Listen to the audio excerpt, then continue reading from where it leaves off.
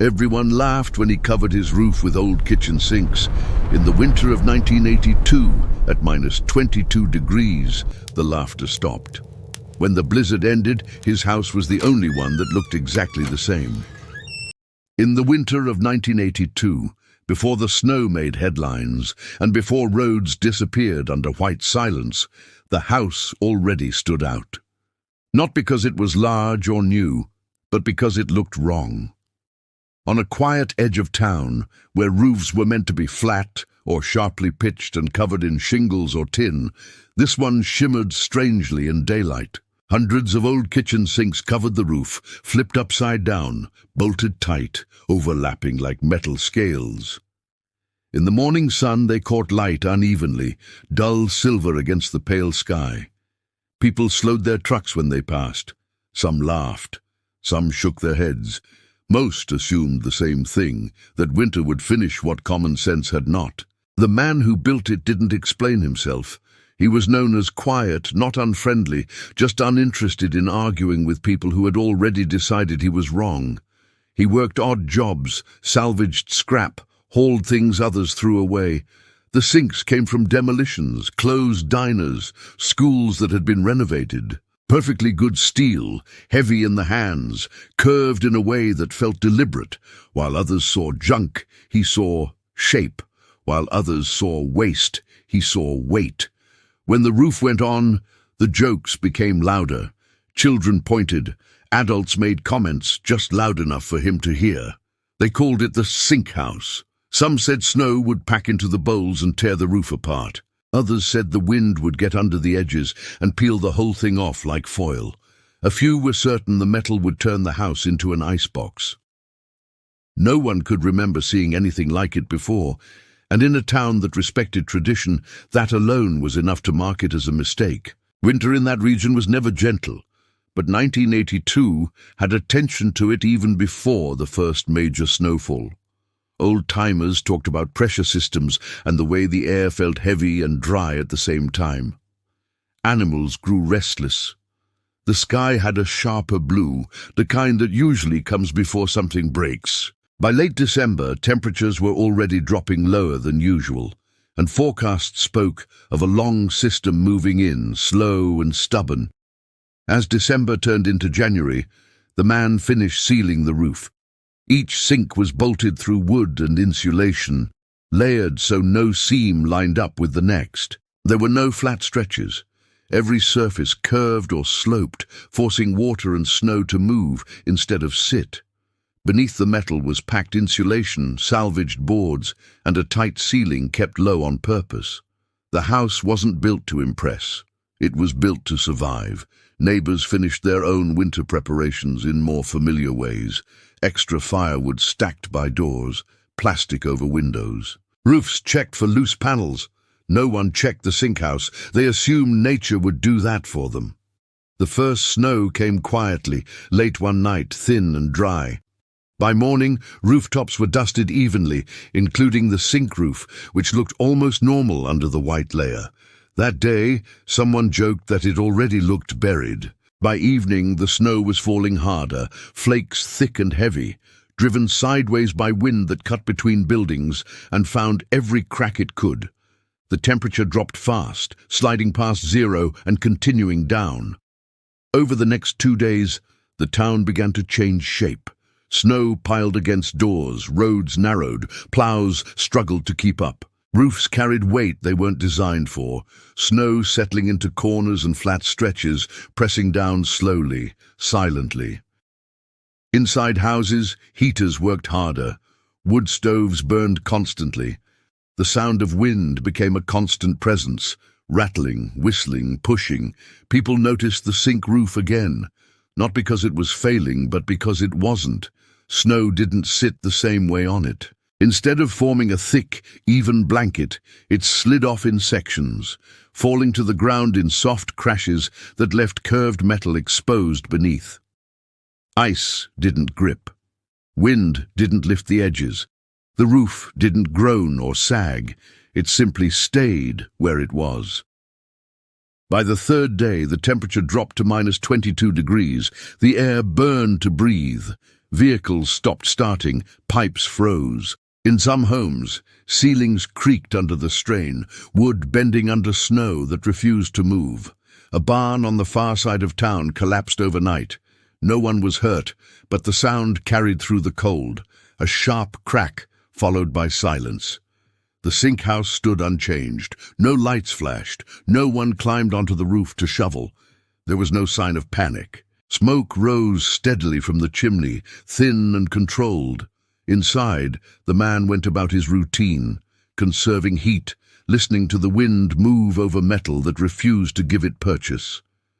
By the fourth day, laughter had disappeared. People didn't joke anymore when they passed the house. They looked longer.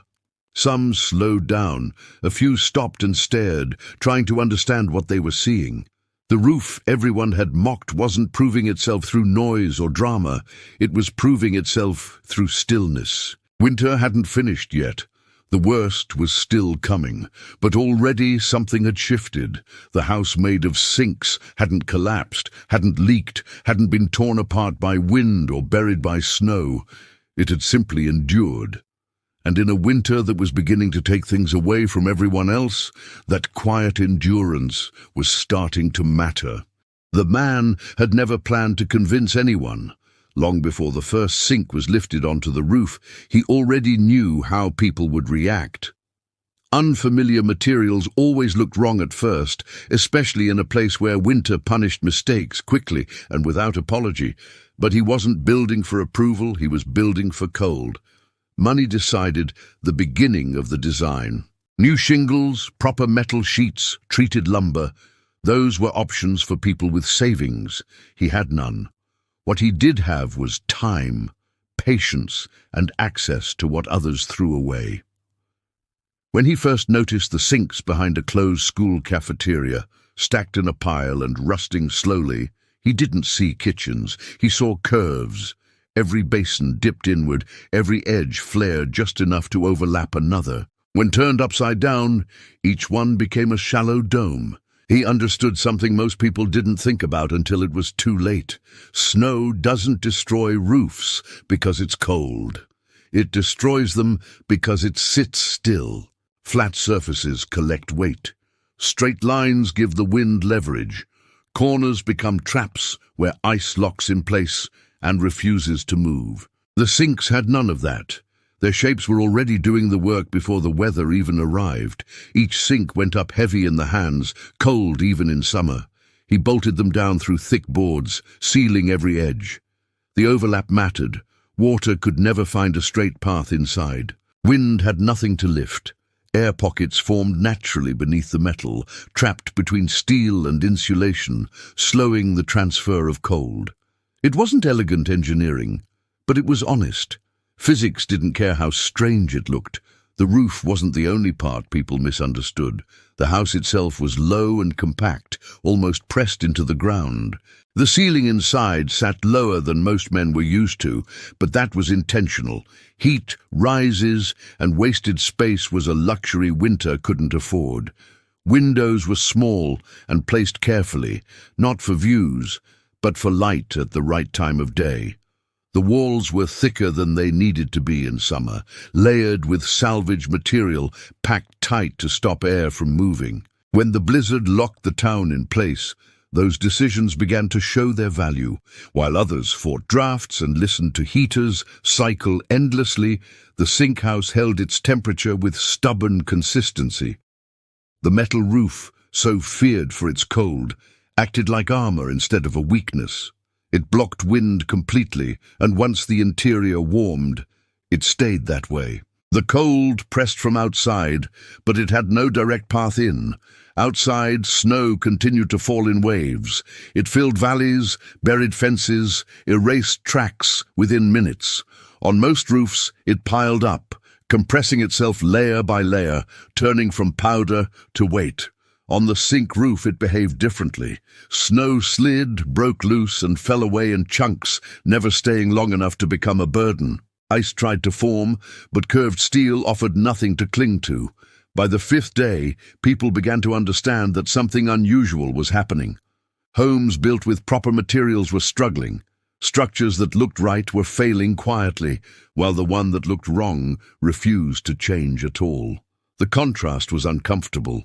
It challenged assumptions people had trusted for years. The man inside didn't celebrate. He didn't stand at the window counting days or measuring temperatures. He listened. He felt the walls. He noticed how little fuel he needed to burn compared to winters before. The house wasn't fighting the storm. It was letting the storm pass over it. Outside, winter kept tightening its grip, and the town waited for the sink roof to finally give in. But each morning came the same way. The house still standing, the metal still locked in place, the snow still sliding off, as if it had never been welcome there at all. By the sixth day, the storm was no longer something that arrived. It was simply there. Snow had erased the shape of the town so completely that familiar streets felt narrowed and unfamiliar, as if everything had shifted slightly out of place. Drifts pressed against doors and windows, rising high enough to block light on the lower floors of many homes. The wind no longer howled in short bursts.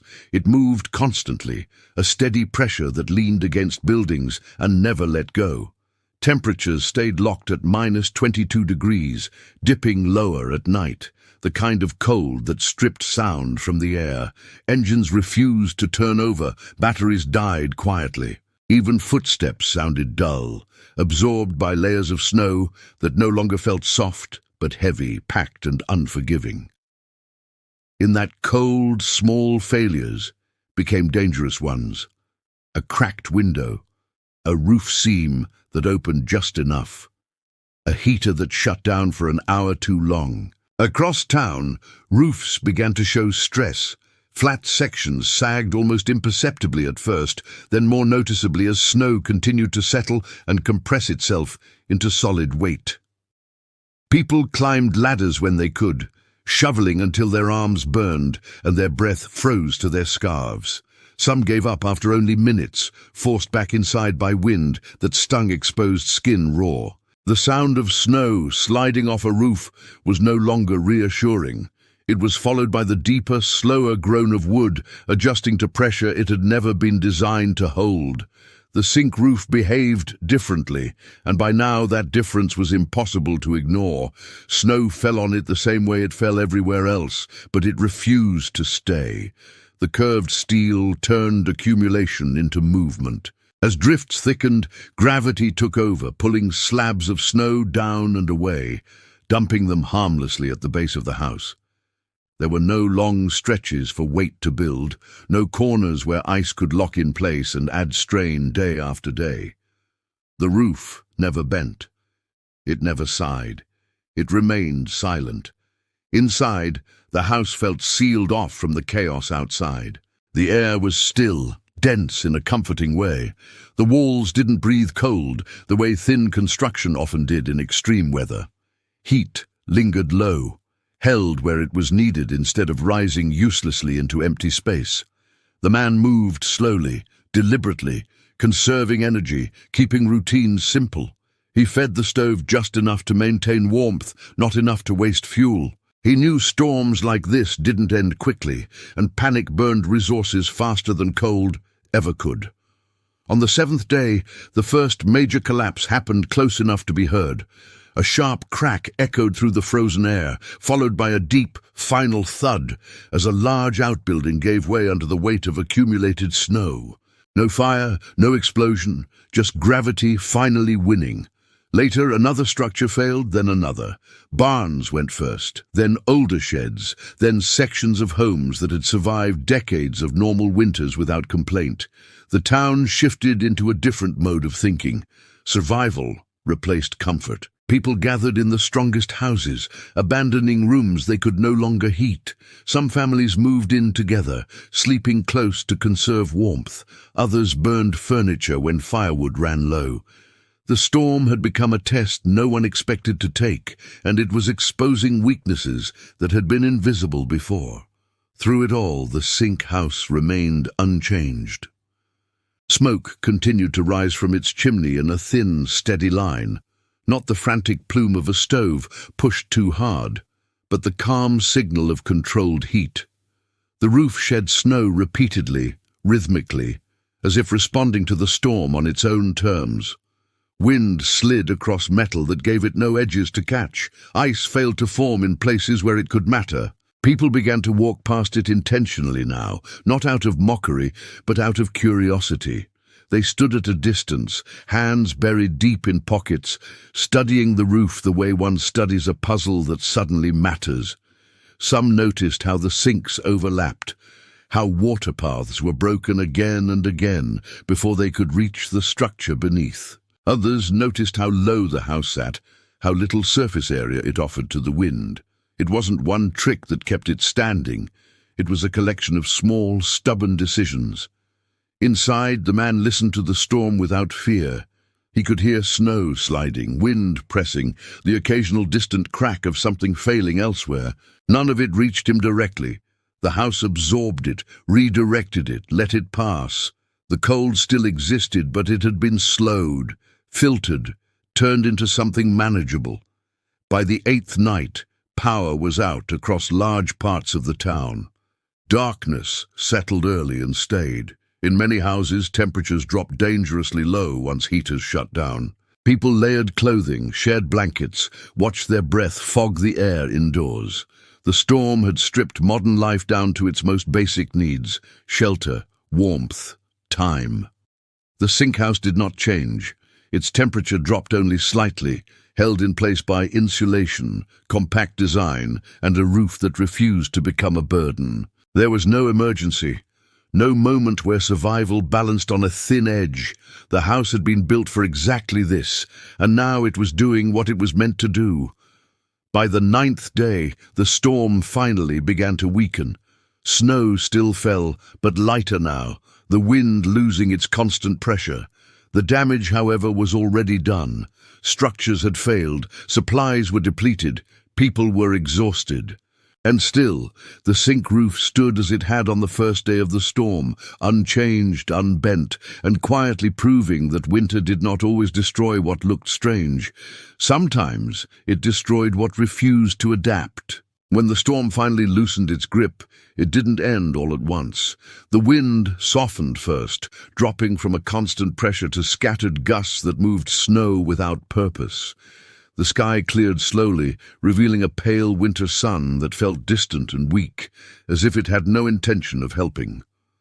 The town emerged cautiously, doors opening only after people were certain the silence was real. What remained was damage written plainly across the landscape. Roofs sagged under frozen layers that hadn't moved in days. Some had collapsed completely, beams snapped and buried. Barns leaned at angles they were never meant to hold. Fences were gone, erased into the drifts. Roads were narrow trenches carved by ploughs that arrived late and left often. People walked instead of drove. They moved slowly, stiff from cold and fatigue, stopping often to assess what could be repaired and what was already lost. The storm of 1982 would be talked about for years, not because of how dramatic it looked, but because of how quietly it took things away. The sink house stood where it always had. Up close, the roof told its story without words. The sinks were still bolted tight, edges locked together the way they had been before the first snow fell. There were no lifted corners, no torn seams, no bent sections struggling to return to shape. Snow lay only in shallow patches, unable to cling for long. At the base of the house, piles of fallen snow marked where gravity had done its work over and over again. Neighbors gathered without planning to. No one laughed this time. No one made jokes under their breath. They touched the metal, knocked on it with gloved knuckles, listened to the dull, solid sound it returned. Some climbed carefully onto ladders to look closer, tracing how water would have flowed, how ice had been denied a place to form. The roof that had looked like a mistake now looked deliberate. Inside, the house felt different from others people had been sheltering in. Not warmer in a dramatic way, but steadier. The air didn't bite. The walls didn't bleed cold. Heat stayed where it was made instead of disappearing upward. There was no rush to add fuel, no desperate calculation about how long warmth would last. The house had held its ground through the worst days, without asking much in return. Conversations shifted quietly. People asked how long it had taken to build, where the materials came from, whether it could be copied. The man answered simply, without pride. He spoke about weight, curves and overlap, and about not giving snow a place to rest or wind a place to grab. He didn't talk about bravery or luck. He talked about planning for winter instead of hoping it would be mild. The storm became a reference point. Before the blizzard, after the blizzard, stories were told and retold, but one detail never changed. The house with the sink roof never failed. While others repaired and rebuilt, that structure remained intact, unchanged by the very conditions that had tested it most severely. Weeks later, long after the drifts began to settle and life slowly returned to routine, the sink roof still caught the light in the same uneven way it always had. It no longer looked ridiculous. It looked honest.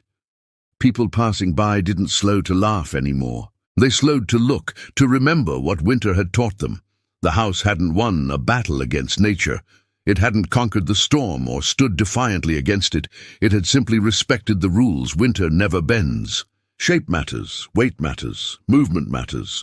Comfort is optional, but survival is not. In the end, the sink roof didn't change the town. It changed how people thought. It stood as quiet proof that survival doesn't always come from expensive materials or accepted designs. Sometimes it comes from paying attention, using what's available, and building for reality instead of appearances. Winter moved on, as it always does, but the lessons stayed.